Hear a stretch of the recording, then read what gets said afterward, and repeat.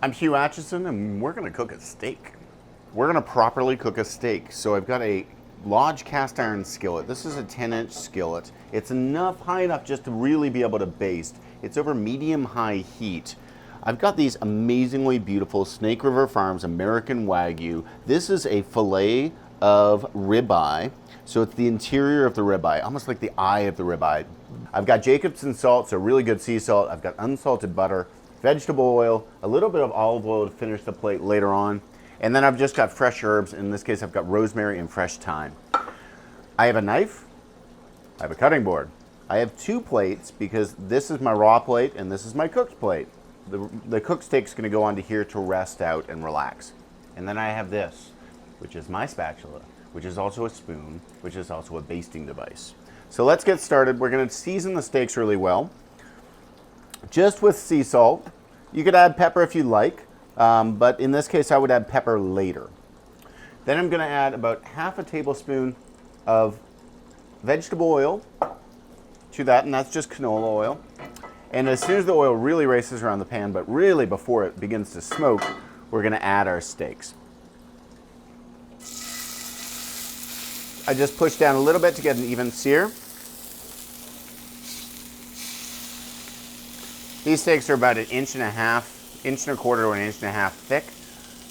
For a mid-rare, they're gonna cook for 4 minutes. I'm gonna turn them. We're gonna cook them 2 more minutes, then we're gonna introduce butter and baste for 2 minutes with the herb. I'm just turning them by getting the oil in the bottom of the pan and lifting them up and turning them. So right now we've got that beautiful crust. These are just beautiful fresh herbs. This is thyme and rosemary. And we're going to introduce a pretty substantial amount of butter to finish. I'm going to lower the heat down to medium at this point. And then I'm going to take my pan and I'm just going to tilt it a little bit. And I'm going to take this basting spoon and just baste over these. And that butter is just going to enrich those steaks and just make sure they're super tender. The steak really needs to rest for a long period of time once it's out of the pan. So we're going to complete this last 2 minutes. Get it onto just a clean plate for resting, and then the steak's gonna rest for about 5 to 6 minutes before I slice it. If you don't let a steak rest, you're gonna cut into it and you'll have a massive pool of blood, and you'll cry a little American Wagyu tear. It's not good, don't do that. So we're gonna go through and just baste it again before we remove them from the pan. You wanna, all that butter is just going into it. This gives it that nuttiness because the butter's solids have browned at this point. What's that? What's that, America? Everybody's, you can feel how well done the beef is, but different beef has different textures. We used to always learn this little game of putting your fingers together and then feeling the tension on your hand, and I wouldn't trust that. So those are gonna rest, ambient temperature, room temperature, for 5 minutes. We're looking for the grain, and you see the grain going across, and we wanna go perpendicular to the grain. So we're gonna slice like that, and this is what we're looking for. We're looking for that striation of fat that's just beautifully tender, that marbling that's so wonderful in American Kobe beef. And I'm just gonna slice it and we're gonna lay it on the plate really, really straightforward.